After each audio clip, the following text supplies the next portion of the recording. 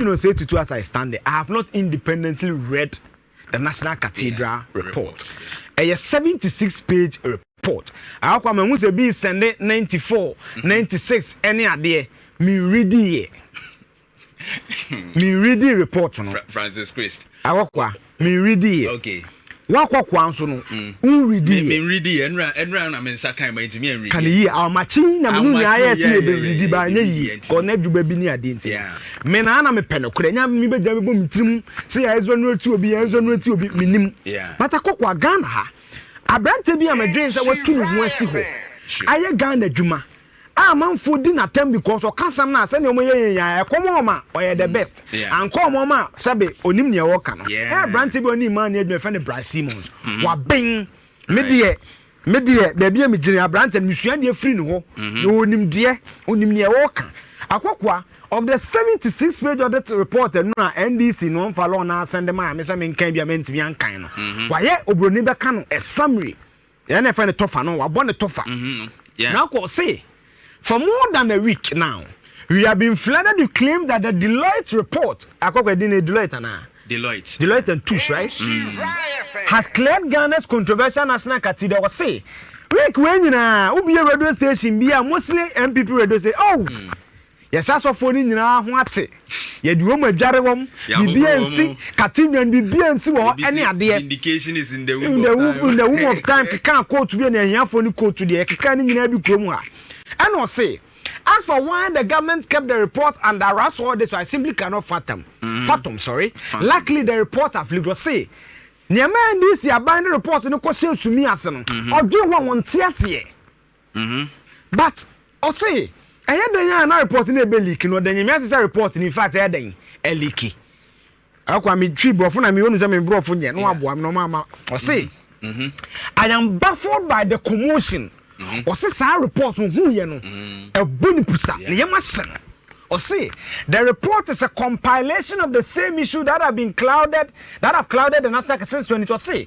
Issues now are reporting and you throw and then you Ghana for man from 2023 and one you woman somewhere what that ya can no many akokwa yes yan kan report no ne mimi do say to betimi na me kwasi simpie so agi na di say ne ma bi so be kan no kra Bryce Simmons o yaduma we mani Africa ne report no ne summary na me chechire ma kire wo no it's not my view or say except that we now have additional information about some of these millions how some of these millions were spent details that will deepen the controversy or say afa na ye hu se ne ye din sika no se ne sika ne ye bi din dwuma bi na afa kura na enkomo e wo Cathedral ho no details ne be ye kese Bryce Simmons na kase or say 5 for example I didn't know that the board secretary got into a bit of a fracas with the current foreign minister over his identity rented an apartment, a cantonment, for several months at $4,000 per month.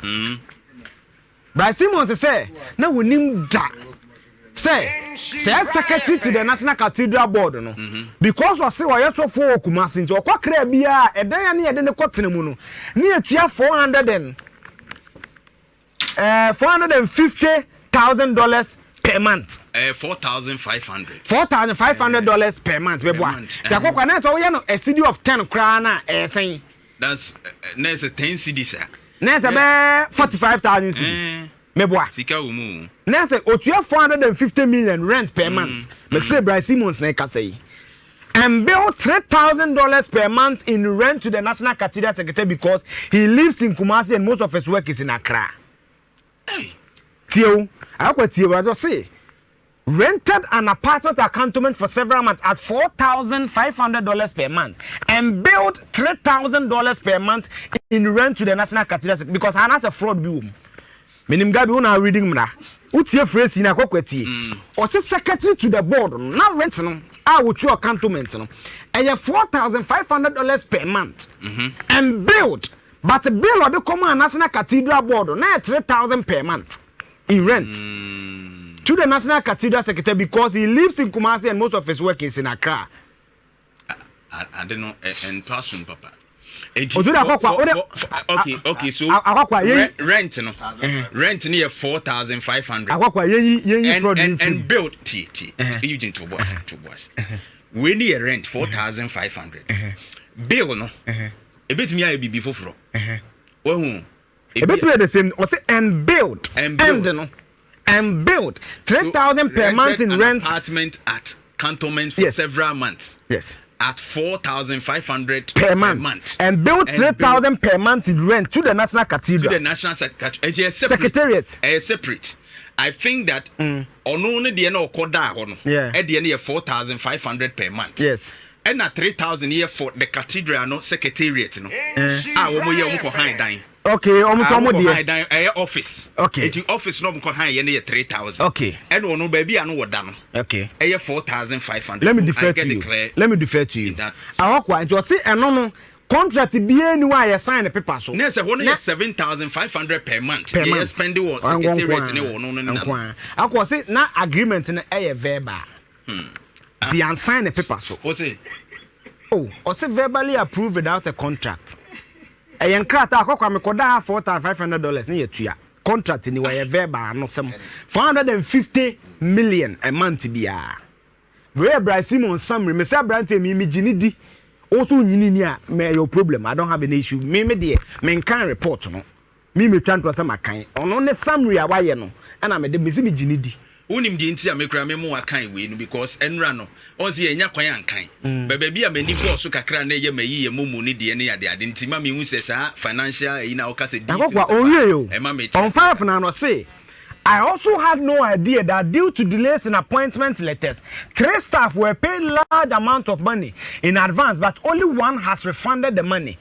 Or that the unpaid Senate contributions of about 5 core staff amounted to 500,000 cedis. Does that mean that their salaries came to nearly 4.5 million or what? Only mass why one. Eugene Osei-Tutu. My salary am multimedia the moment. Yeah, clothes allowance is not Senate deductible. They deduct on my base salary. You can have my boss or Senate no calculate here. Your base salary. Or say, according to Senate, no, nipa 3 per Edmond National Cathedral, no, almost Senator, ye do omokano. About 500,000, 35 billion. Or your mass, no, based on the percentage of Senate deductibles. I mean, say nipa 3 per normal salary to the tune of about 4.5 million. Hey. That's understanding of it. I go what I say. O salary at the mawa. Senate na yet a percentage. Say your clothing allowance. It is not Senate deductible. Yet Senate also. Yet you base salary in so. Or say, Sani Patrena elect and credit ma or my brand do okra commission starting in the Juma Bibiano. Senate you say do omoka 500,000. 35 billion. It's William Mason and that's from a salary in Patrena about 4.5 million.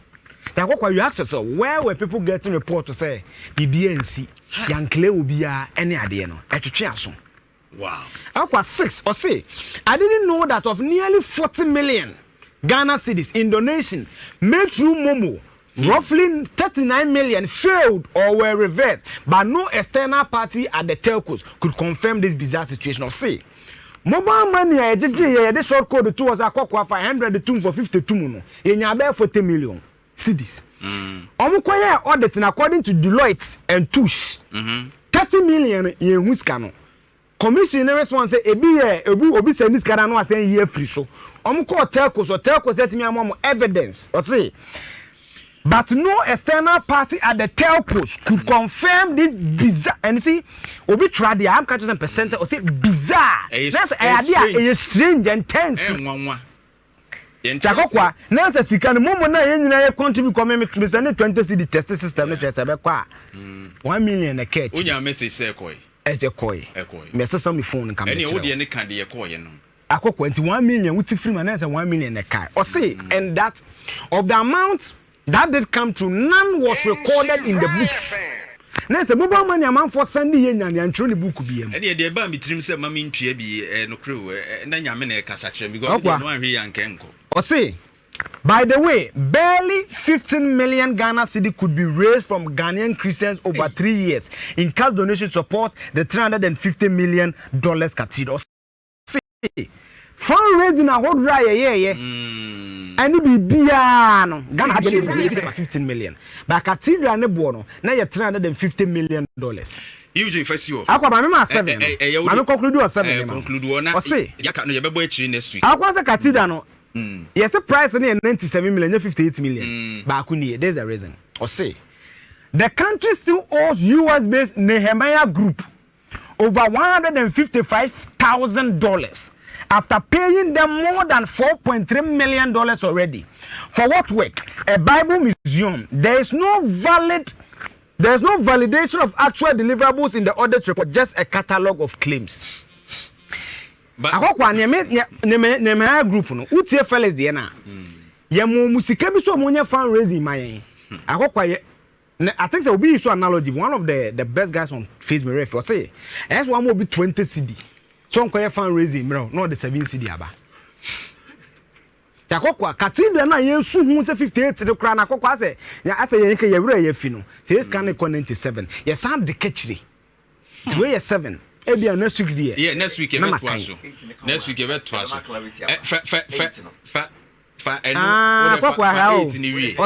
The country owns cubic then must be over 1.8 million for the same Bible museum work. Oh, akokwa Matthias here. There's two companies no.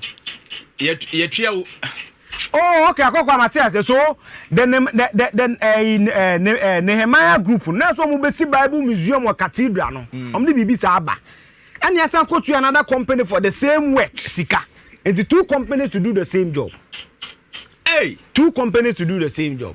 Akokwa don't marry mami. Or say 9 or say. Hey. In fact, more than $34 million is too old to various contractors and consultants. None of that work had been independently validated. Akokwa say so yen su na echi no. Ye deka $34 million. Yeah. To consultants and say none of the work no so independent say abanye di ho achiri Cathedral secretary di ho achiri nti akọ ya fo bi o ye neutral so nko ni ntimi nhwehwe ni hu adwuma no maye no. Akokwa wie no de breaches no etoto ho nso beka se nza mpena asem ne se oya no support yema se sofo ne de na ne ka ne rentals ne sika ni ni eti when ye 4th January 2020 da ko pa yenya mass ne ba reverend enu ni transaction dey say ne rent no na $22,500 me boa eno odan mu January February March April May me boa 5 months so ho da ko kwa we divide a yesen Eugene next week. Okay. I do it because ya nwe ye nya bre wade we hu a. Akwa no ani. Itu do ofia betime divide. $22,500 divided by 5 January, February, March, April, May. $22,500 divided by 5 $4,500. In that first memoir analysis next week on this one na Eugene say ye 10 cedi per dollar no kra na 45,000. Enti wa huntu ka se Muhammad ntimi nye project na won enti bi bedwa no. We nyina akokwa ya je no frakadam ye wi so man na ho kire no. Na Eugene loopholes no. O de ye de besia da CP next week ye benya brandi next week no join Eugene Osei-Tutu the fact checker. Ye be komu nyina data no wo ho ye nya report no na ye benya brandi atumi atutu ni srani abasa